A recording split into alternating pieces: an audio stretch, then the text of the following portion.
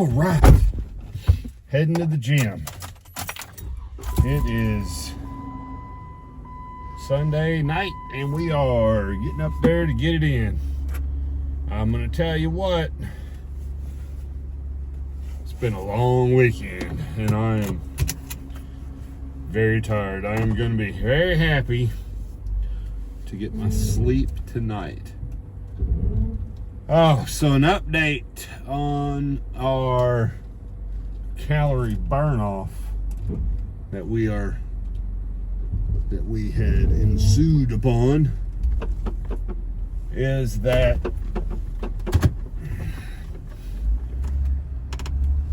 we've pretty much done it. We're gonna go get our exercise in tonight. We got our cardio in this morning, and we played a round of disc golf this afternoon around 1 o'clock. That was 2 hours worth of exercise, walking all over Hell's Creation, slinging the disc around, having a blast with my best friends in the world, and burned about 800 calories. You pair that with the bowling, that was 800 calories. It's 1,400 calories that we burned on top of our normal cardio, our normal weightlifting we got in. And we had fun doing it because we had fun bowling and we had fun playing disc golf. So not only did we get it in, we had fun. And honestly, I was gonna do that shit anyway. So did I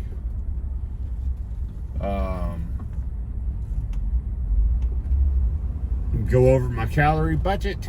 Nope, because I burned it the fuck off. However, I would have probably done that anyway. So, you know, still not as far along as I could have been, but right back on track to where the plan was to be at this point in time. As I overate by like 1,100 calories. I exercised off 1,400, 1,400, about 300 more than I ate, give or take. That's probably around the mark I needed to hit, being the calorie trackers, you know, overestimate and so on and so forth. Probably around the mark I needed to hit. Very, very close to the mark that I needed to hit to mitigate the overeating on Friday. However, I do not recommend it. It's not something I would want to do on the regular, and it's not something you should be doing. I would say it's more of an advanced skill for folks who are deep into exercising, really have a good understanding of their body, know how far they can push their central nervous system, and are comfortable doing it without burning out. Because I think that is the major issue that can come along with that, is it could lead to burnout very quickly. So my recommendation, if you overeat and you go 1,000 calories over your budget, my recommendation would be to back down your calories to knock 200 off each day till you make up for it, or just say fuck it, I fucked up, get right back on track the next day and let it slide. Forgive yourself.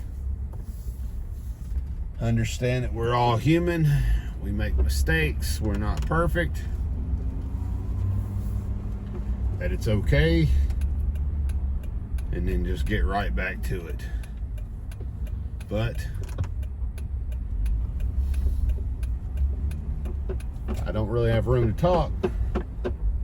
That's definitely not what I did. We talked about what I did, how I did it, and why I did it. So that's all I got to say about that at this point. Plan for today: chest back, get a good pump in, traditional exercises, no supersetting, nothing like that. Get on back to the house. We're gonna have a big meal after our workout today. I saved it till after the workout because I wanted a late night meal. I just like having a late night meal and eating a big meal and going to sleep full. It helps me sleep, I feel like, and I also feel like it helps with recovery when I have a big meal before I hit the rack. So before coming to the gym today, I did it a little bit different. I usually hit my creatine and my protein after the gym, right after, just bang, chug it down. But today we did the creatine and the protein and the 240 milliliters of almond milk. Shook that up real good.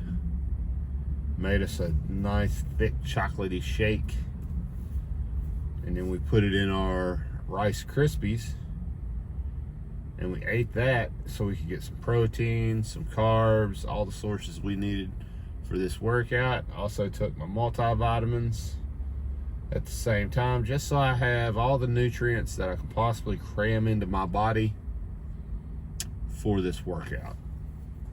And that was at 8:45, so a little over an hour ago, hour and 5 minutes ago.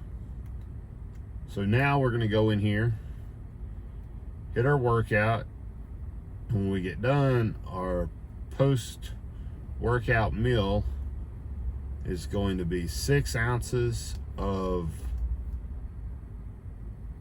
extra lean ground beef, which gives you a ton of nutrients.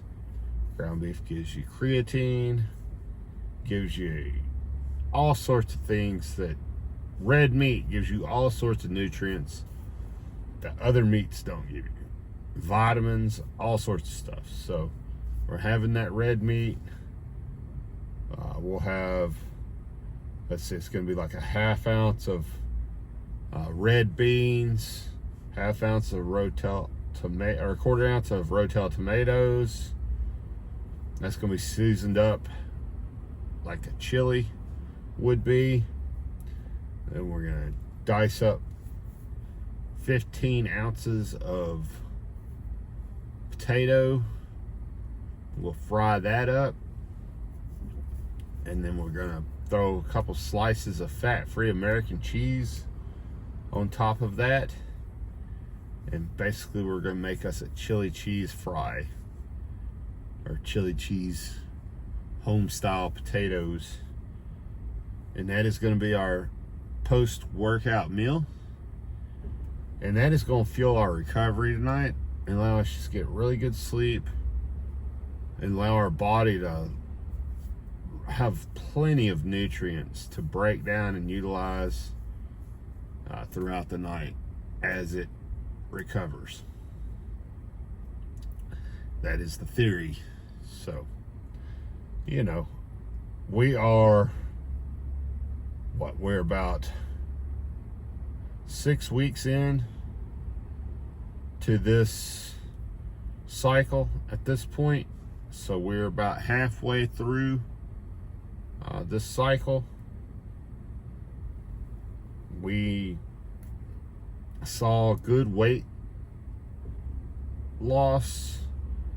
We've seen fat loss, body fat percentage drop throughout the entire cycle. So, we just want to see that trend continue this week, right? We just want to see that trend continue this week, and we'll see what happens. But being we're at the halfway period, it's important that we check ourselves, right? We look at ourselves in the mirror and we say, what have we done good and what can we do better? What have we done good? Well, we stayed on track for the entire first 5 weeks of this program. We planned a refeed weekend and we went through that weekend. So that means we were on track for 5.5 weeks of this program. What do we not do well? Well, we slipped up one day, went 1,000 calories over budget. We've made up for that in exercise, but really the big thing was we got right back on track nutritionally. And yesterday we were perfect nutritionally. Today we were perfect nutritionally. Even saving yesterday, we was right at our calorie count. Today we're 50 calories under our calorie count, so our calorie budget. So we're even, making up some of that lost ground with our diet even. But what can we do better? Is not have another slip up day. We had the refeed day. I think I kind of got in our head a little bit. And then we allowed ourselves to get a little bit lax when that next Friday come around. And, it was an event that I had been planning, but at the same time, I could have been more disciplined. I know that, I just got to move forward, learn from it, move forward. And the reason I'm telling you this is because, none of us are perfect, right? And it's like, let's talk about the struggles along with the successes, right? This journey is not easy. So let's talk about it when it's not easy. Let's talk about it when we fall down and we have to get back up, right? And dust ourselves off and keep moving forward. And I think, there's a subset of lifters out there who are very serious, right? And these are lifters that are tracking their workouts. They got a log book. They know how much they lifted last week. They know how much they're lifting this week. They know that they're producing progressive overload from week to week. They're going to failure. They're counting their macros. They're counting their calories. They're staying hydrated. They're getting their cardio in. And these are your really serious lifters. And they've been doing it for at least a year, I would say. They have progressed from a newbie lifter. I would say your first year, you're a newbie. Moving into year 2, I would say you're moving into, being definitely a novice lifter at that point. And then, you're 3 and out. I think you're an experienced lifter by that point. But these are novice lifters to experienced lifters we're talking about. They've been through that 1 year period. They've learned a ton of stuff. They are not experts, but they have a really strong understanding and a willingness to learn. And these are these are your guys that really take lifting seriously, right? And maybe I'm taking it too seriously, right? Maybe I got a little screw loose. I'm pushing it a little too hard. I don't know. I don't feel like I am. I feel like I got a really good balance. You know, my wife and my kids feel like I have a good balance. So that's really all that fucking matters to me. But if I'm going to do anything, I'm going to go balls to the wall with it, right? And I'm going to do it as aggressive and hard and be as good at it as I absolutely can. And I guess what I'm trying to say here is you're going to fall into one of those categories, right? The guy that, you know, maybe you don't track all your meals, but you're working out every day and you're tracking your workouts, you know, your progressive overload. Or maybe you're not even tracking your progressive overload, you're not tracking your meals, you're just, you know, you're watching what you eat, you're trying to get your protein in, you know, you're not really caring about your calories, you're working out hard, but you're not really tracking that workout. And there's absolutely nothing wrong with that. You're going in for the exercise. You're going in to feel better, look better, and just get a good exercise. And then the guys that take it a little further, that we were talking about before, the folks that are tracking everything, they're a little bit more serious about it. You know, it's more of a sport to them. Even though they're going in to feel better, look better, be healthier, also, like, they're in a competition against themselves to build their body to something that they're envisioning. And they won't see that play out for the next 6 months, a year, 2 years even, right? It's a long game, and it is fucking delayed gratification. And you know who you are. You know if you're the more serious lifter. You know if you're the, you know, the more lax lifter. And I think it's just important to be honest with yourself and understand which category you're in, so that, you know, if you decide to make that jump, or you want more progress, you have to understand, like, I have to track better. I have to track my macros better.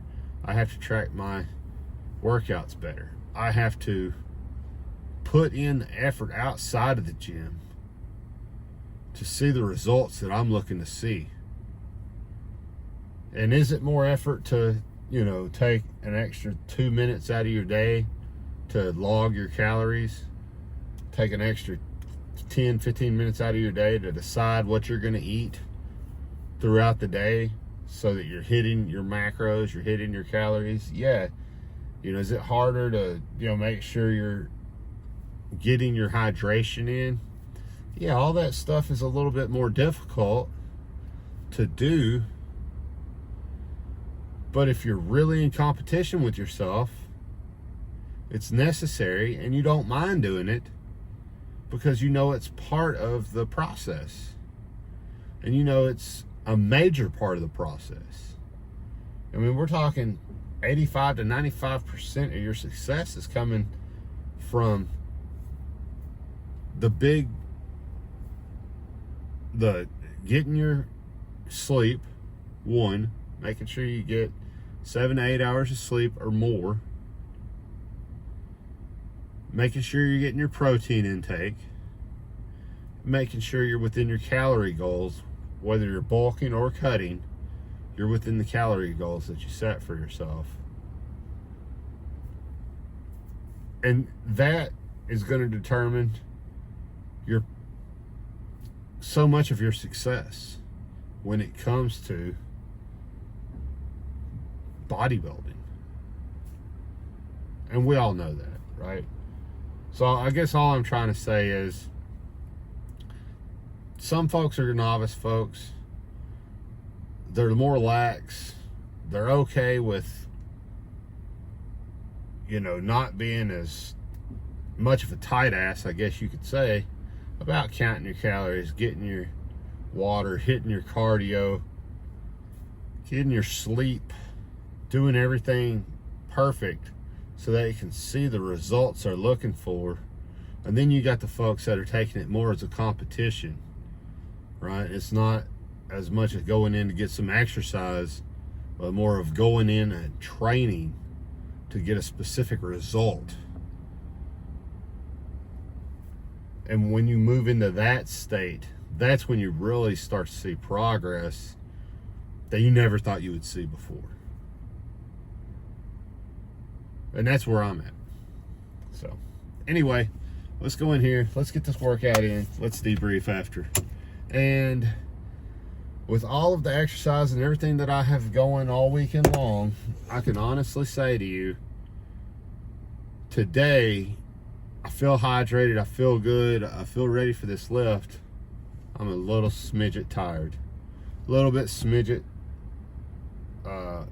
just plain old sleepy. And I've had my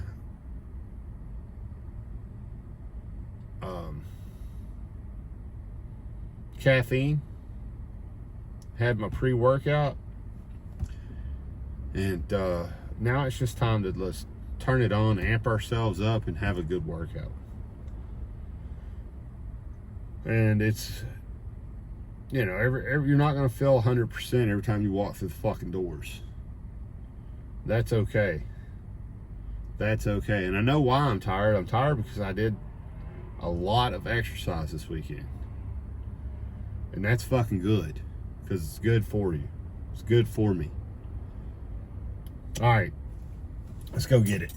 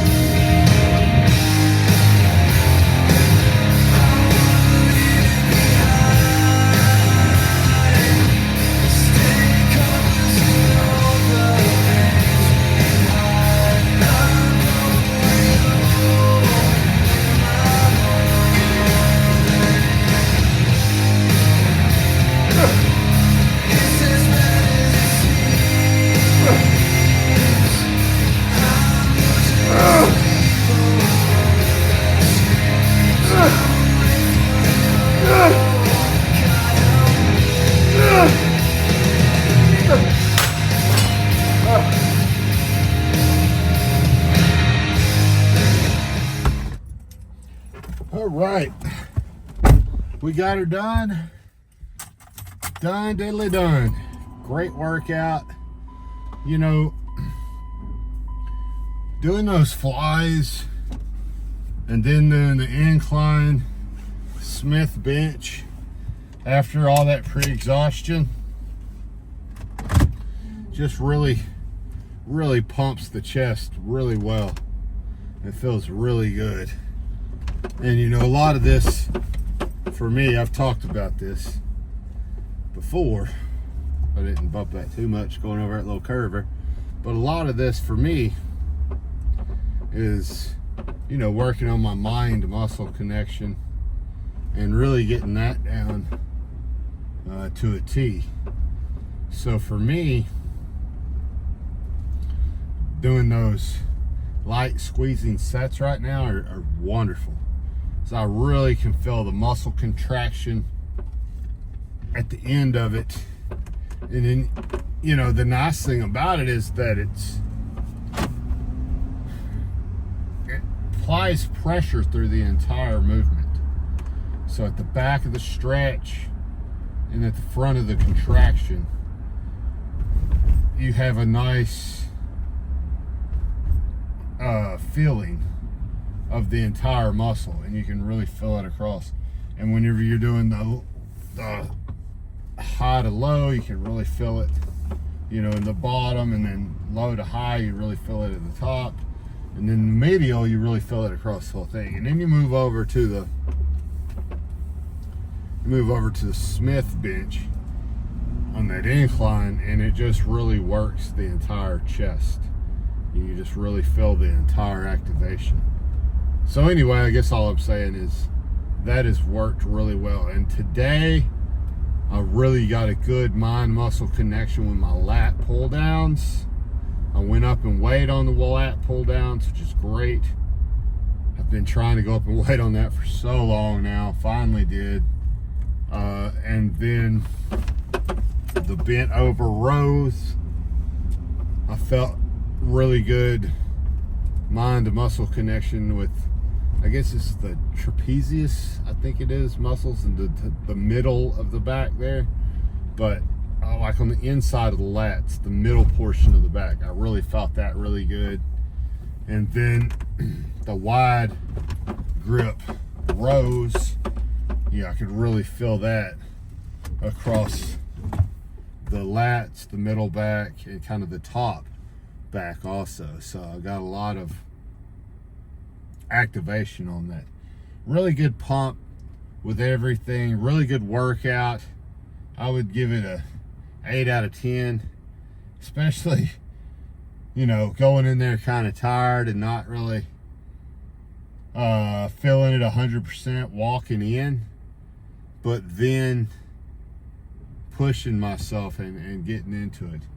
I'd say the first set I wasn't as into it, but by the second set I was really into it, and you know, I just pushed forward from there.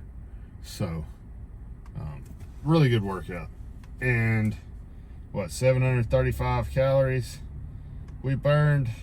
The nice thing is we're back to homeostasis now that we did the extra workout in bowling, the extra workout in disc golf, burned off the extra calories we ate Friday night for the Tyson fight, and now we're back to baseline, back to normal, back to homeostasis, you know, back to our 1 hour of cardio in the morning and our workout at night, and done diddly done. And my body's gonna feel really good. So what we're gonna do now is we're gonna go in here, we're going to cook our food for the night. It is going to be our post-workout meal. We talked about that earlier. It's basically going to be chili cheese fries, and we're going to get some good sleep tonight. I can tell you that. Get up in the morning and start it all over again, and hopefully tomorrow we're going to get a really good nap too. I'm going to try to get some really good sleep tonight and tomorrow. during the day. And then hydration wise, we gotta hydrate, and the cupboards are starting to get bare. So I am going to be going shopping. I got to get everything from Greek yogurt to cottage cheese to damn everything. All my staples, keto breads, all my staples I need to get. And so I'm going to spend some time shopping tomorrow and getting the cupboard filled back up with our staple ingredients that we need to stay on track and stay on diet. And you know, that'll be a $300-400 grocery haul. So we will I'll do that tomorrow. And I don't know, one day I'll record it, but I mean, other people record that shit. It's the same. It's the same fucking shit, you know. Fat-free Greek yogurt, fat-free cheeses, you know, light sour cream, you know, zero fat or zero sugar sauces, you know, keto breads, all that kind of stuff. But to piggyback off what we were talking about earlier, and I was saying, you know, there's some folks that count their calories. There's some folks that track their workouts. They know they're in progressive overload. They know they're either bulking or cutting. They're getting their cardio in. They're serious about the gym. And they're going in and focusing on a routine, not a workout. They're focusing on a specific goal, not just in there getting exercise. And that is what's going to separate the little details, those little minute details. It's what's going to separate the serious lifter from the exercise enthusiast. Look, whatever you're doing, fucking dominate it. Going to work, going to school, whatever it is, dominate that shit. Do your best. Be the best parent, the best son, the best spouse, the best neighbor, the best community member you can actually be. Bust your ass. Dominate at life. Dominate in the gym. Now get out there and fucking dominate. Don't participate. See you guys tomorrow.